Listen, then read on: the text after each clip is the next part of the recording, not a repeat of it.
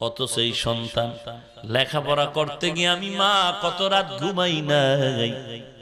আমি মা ওর পরীক্ষার সময় রাত জেগে জেগে মাওলার কাছে কান্না করেছি, দোয়া করেছি।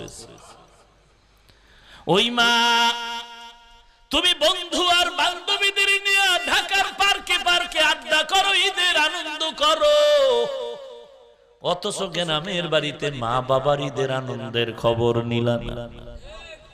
এরে যুবক, এখানে কত আল্লাহর বান্দা আছো, কত দূর থেকে সেখানে চাকরি করো, গার্মেন্টসে চাকরি করো, অনেকের মা নাই, অনেকের বাবা নেই, অন্ধকার কবর থেকে দোয়া চায়। তুমি একবারও মা বাবার জন্য দোয়া করতে পারলা না রে বাবা। ওরে এতিম সন্তান, মা বাবার